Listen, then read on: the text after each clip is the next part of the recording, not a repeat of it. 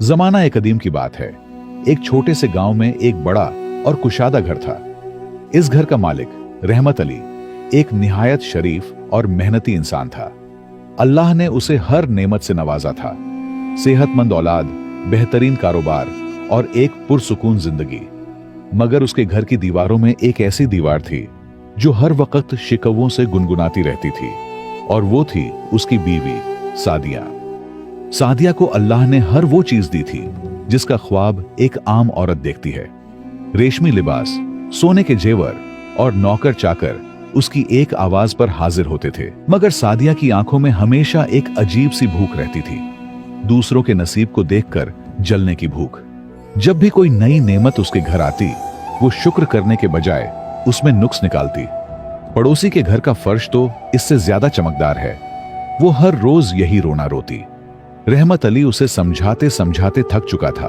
वो कहता, सादिया, शुक्र अदा करो उस जात का जिसने हमें इतना दिया, वरना छीनने वाला लम्हों में सब पलट देता है।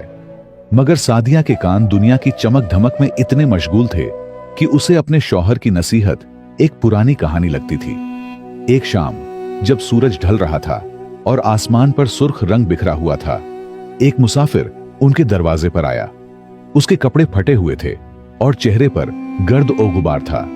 उसने बड़े अदब से थोड़ा सा पानी और एक वक्त का खाना मांगा। रहमत घर में नहीं था। सादिया ने जब उस मुसाफिर को देखा तो बजाय तरस खाने के उसने नाक भौं चढ़ाई। यहां खैरात नहीं मिलती, जाओ कहीं और मरो, उसने चिल्लाते हुए कहा। मुसाफिर ने एक गहरी सांस ली और सादिया की आंखों में देखते हुए कहा, बेटी, रिज्क अल्लाह की अमानत है, इस पर इतना गुरूर न कर कि ये तुझसे रूठ जाए।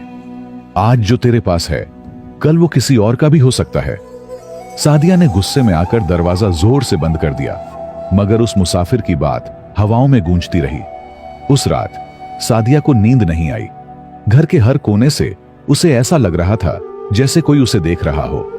अचानक घर के चिराग खुद ब खुद बुझने लगे और एक ऐसी खामोशी छा गई जो किसी बड़े तूफान का पेश खेमा। सादिया ने उठकर चिराग जलाने की कोशिश की, मगर चिराग जलने का नाम ही नहीं ले रहे थे। अचानक अंधेरे में उसे अपने कमरे के कोने में एक साया नजर आया। वो डर के मारे चिल्लाने लगी। सादिया की चीख जब रहमत अली के कानों तक पहुंची, वो भागता हुआ कमरे में दाखिल हुआ। चिराग जलाए गए, घर रोशन हुआ, मगर सादिया का चेहरा जर्द पीला था। वो किसी गहरी दहशत में थी। रहमत ने उसे दिलासा दिया, मगर उस रात के बाद से हालात बदलने लगे। सादिया को लग रहा था कि यह सिर्फ उसका वहम है, मगर हकीकत कुछ और ही रुख अख्तियार कर रही थी।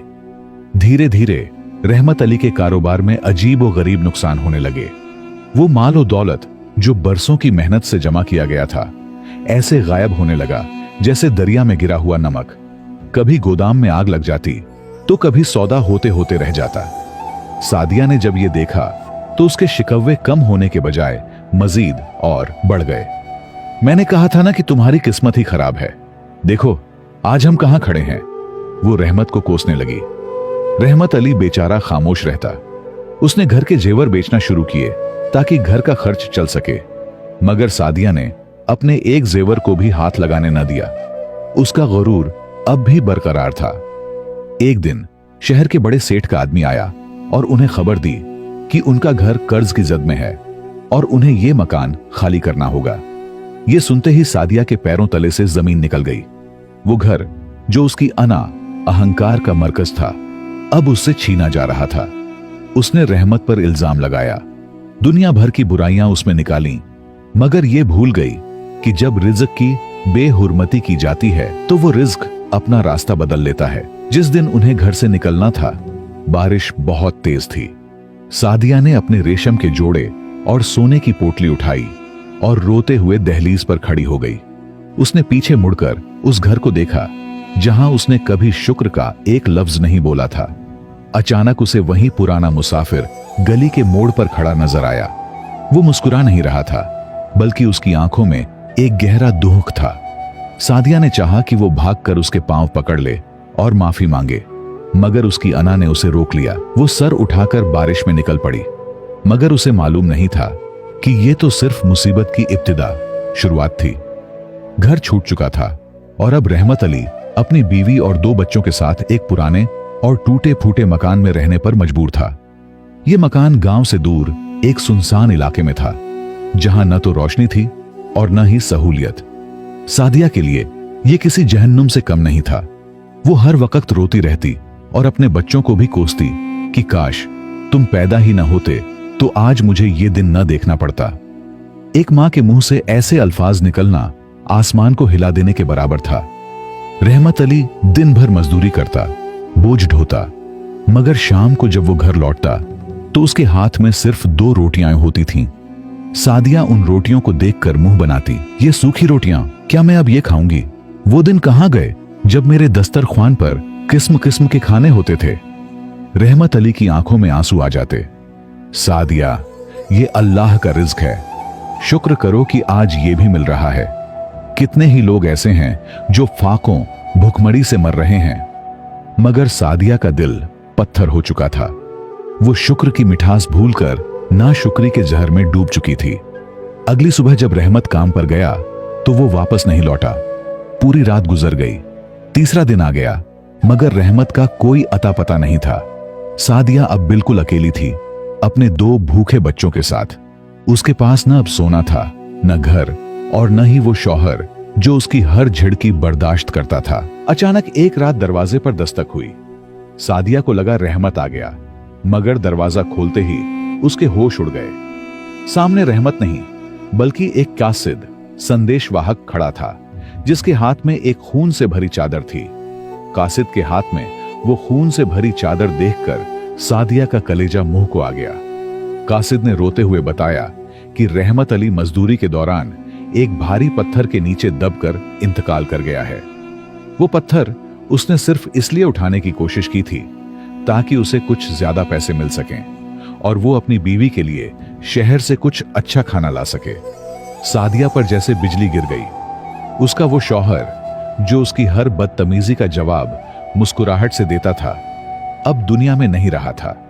उसने वहीं जमीन पर बैठकर दहाड़े मारकर रोना शुरू किया, मगर अब ये रोना बेफायदा था। मोहल्ले वालों ने मिलकर रहमत को दफन किया, मगर सादिया के पास इतने पैसे भी नहीं थे कि वो अपने शौहर का कफन दफन ढंग से कर सके। अब असली इम्तिहान शुरू हुआ। सादिया को अब असली भूख का पता चला। वो औरत जो रेशम से नीचे बात नहीं करती थी, अब लोगों के घरों में झाड़ू पोछा करने पर मजबूर हो गई। मगर उसकी नाशुक्री का असर अब भी खत्म नहीं हुआ था। लोग उसे काम देते, खाना देते, मगर वो अब भी लोगों के कपड़ों और उनके घरों को देखकर जलती। वो सोचती, ये औरत कितनी खुशकिस्मत है और मैं कितनी बदनसीब। उसका बड़ा बेटा, जो सिर्फ 10 साल का था, वो भी बीमार पड़ गया। उसे शदीद तेज बुखार था, मगर सादिया के पास दवा के पैसे नहीं थे। वो लोगों के आगे हाथ फैलाने लगी, मगर वही लोग जिन्हें वो कभी नाचीज समझती थी, आज उसे ठुकरा रहे थे। उनका कहना था, जब तुम्हारे पास सब कुछ था तब तुमने कभी किसी की मदद नहीं की, आज हम क्यों करें? कुछ दिन गुजरे, फिर एक दिन उसका बेटा भूख और बीमारी की ताब न लाते हुए उसकी गोद में ही दम तोड़ गया। सादिया का दिल फट गया। उसने अपने बच्चे की लाश को पकड़कर इतना रोया कि उसकी आंखों से आंसू खुश्क हो गए। अब उसके पास सिर्फ एक छोटा बेटा बचा था। वो डर गई कि कहीं ये भी उससे न छीन लिया जाए। उसने फैसला किया कि वो ये गांव छोड़कर कहीं दूर चली जाएगी, जहां उसे कोई न पहचाने। मगर रास्ता दुश्वार, कठिन था और उसकी हिम्मत जवाब दे रही थी। सफर के दौरान उसे एक ऐसी जगह रुकना पड़ा जहां पुराने जमाने के खंडरात थे। सादिया अपने छोटे बेटे को सीने से लगाए उन पुराने खंडरात में पनाह लेने पर मजबूर थी। बाहर तूफानी हवाएं चल रही थीं और बिजली कड़क रही थी। ये जगह निहायत पुरअसरार, रहस्यमयी थी। कहते थे कि ये खंडरात उन लोगों के हैं जिन पर अल्लाह का अजाब नाजिल हुआ था, क्योंकि वो नेमतों की बेहुरमती करते थे। सादिया को वहां की दीवारों से अजीब सी आवाजें सुनाई देने लगीं। रात के सन्नाटे में उसे ऐसा महसूस हुआ जैसे कोई उसके कान में फुसफुसा रहा हो, देख सादिया, यह तेरा ही घर है, यह तेरा ही मुस्तकबिल, भविष्य है। वो डर के मारे उठ बैठी। उसने देखा कि खंडरात की एक दीवार पर कुछ तस्वीरें बनी हुई थीं। वो तस्वीरें नहीं थीं, बल्कि गुजरे हुए जमाने के लोगों के किस्से थे जो पत्थरों पर नक्श खुदे हुए थे। एक जगह एक औरत की तस्वीर थी जो बिल्कुल सादिया जैसी दिखती थी। वो औरत भी सोने के ढेर पर बैठी थी, मगर उसके सामने खाना मिट्टी बन रहा था। सादिया को समझ आ गया कि यह सिर्फ उसकी कहानी नहीं, बल्कि हर उस इंसान की कहानी है जो शुक्र अदा करना भूल जाता है। उसने अपने बेटे को देखा जो भूख से नीला पड़ रहा था। उसने वहां से कुछ मिट्टी उठाई और दुआ करने लगी, या अल्लाह, मुझे माफ कर दे। मुझे ये सोना, ये घर कुछ नहीं चाहिए, बस मेरे बच्चे की जान बचा ले। अचानक खंडरात के दरमियान से वही पुराना मुसाफिर जाहिर हुआ। इस बार उसके हाथ में एक प्याला पानी और एक रोटी थी। सादिया उसके पांव में गिर गई। बाबा, मुझे माफ कर दें, मैंने बहुत गुनाह किए हैं। मैंने रिज्क की तौहीन की, मैंने अपने शौहर की कदर नहीं की। मेरी नाशुक्री ने मेरा सब कुछ उजाड़ दिया। मुसाफिर ने सादिया को उठाया और कहा, बेटी, माफी का दरवाजा हमेशा खुला रहता है, मगर कुछ नुकसान ऐसे होते हैं जिनकी तलाफी भरपाई नहीं हो सकती। तूने जो खोया वो तुझे वापस नहीं मिलेगा, मगर जो बचा है उसे तू शुक्र से बचा सकती है। उसने वो रोटी और पानी सादिया को दिया। सादिया ने बड़े अदब से वो रोटी ली और अपने बेटे को खिलाई। उसने जिंदगी में पहली बार किसी रोटी के टुकड़े को इतनी इज्जत दी थी। मगर मुसाफिर ने एक अजीब बात कही, सादिया, ये इम्तिहान की आखिरी रात है। अगर तू कल सुबह तक इस खंडरात से बाहर निकल गई बिना पीछे मुड़े देखे तो शायद तेरी जिंदगी बदल जाए। मगर याद रखना, पीछे सिर्फ तेरा माजी अतीत है और माजी का लालच तुझे दोबारा तबाह कर सकता है। सुबह होने वाली थी। सादिया ने अपने बेटे को कंधे पर उठाया और चलने लगी, मगर जैसे ही वो दहलीज पर पहुंची, उसे पीछे से रहमत अली की आवाज सुनाई दी, सादिया, रुक जाओ, देखो मैं सोना लाया हूं। सादिया के कदम रुक गए। क्या यह वाकई रहमत था या कोई नया इम्तिहान? उसका दिल चाह रहा था कि वो मुड़कर देखे, मगर मुसाफिर की बात उसके कानों में गूंज रही थी। सादिया का दिल जोर जोर से धड़क रहा था। रहमत की आवाज इतनी असली थी कि उसके आंसू निकल आए। सादिया, पीछे तो देखो, हमारा घर वापस मिल गया है, हमारी शान और शौकत वापस आ गई है। सादिया ने एक पल के लिए रुख मोड़ने की कोशिश की, मगर तभी उसने अपने बेटे की सांस महसूस की जो उसके कंधे पर आराम से सो रहा था। उसने सोचा, अगर मैं मुड़ गई और यह कोई धोखा हुआ तो मैं अपने इस आखिरी बच्चे को भी खो दूंगी। मुझे अब दौलत नहीं, सुकून चाहिए। उसने अपने कान बंद कर लिए और तेज कदमों से खंडहरात से बाहर निकल गई। जैसे ही वह उन खंडहरों से थोड़ा दूर आई, पीछे से एक जोरदार धमाका हुआ और वो खंडरात मिट्टी के ढेर में बदल गए। वो आवाज भी गायब हो गई। सादिया ने मुड़कर देखा, वहां कुछ नहीं था सिवाय राख के। वो समझ गई कि वो उसकी नाशुक्री और लालच का आखिरी बुलावा था। अब वह एक छोटे से गांव में जाकर रहने लगी। वहां उसने एक छोटी सी झोपड़ी बनाई। वो अब भी मजदूरी करती थी, मगर अब उसके चेहरे पर हमेशा एक मुस्कुराहट और जबान पर अल्हम्दुलिल्लाह होता था। लोग उसे देखते तो हैरान होते कि एक औरत जो इतनी मुश्किल जिंदगी गुजार रही है, वो इतनी पुरसुकून कैसे है। सादिया उन्हें बताती कि सुकून दौलत में नहीं, शुक्र में है।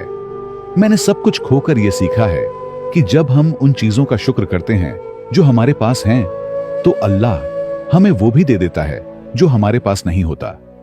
उसका बेटा बड़ा हुआ और एक निहायत नेक इंसान बना। उसने अपनी मां की कहानी से सबक सीखा और कभी किसी गरीब का दिल नहीं दुखाया। सादिया अब बूढ़ी हो चुकी थी। एक शाम जब वो अपने घर के बाहर बैठी थी, वही मुसाफिर दोबारा उसके पास आया।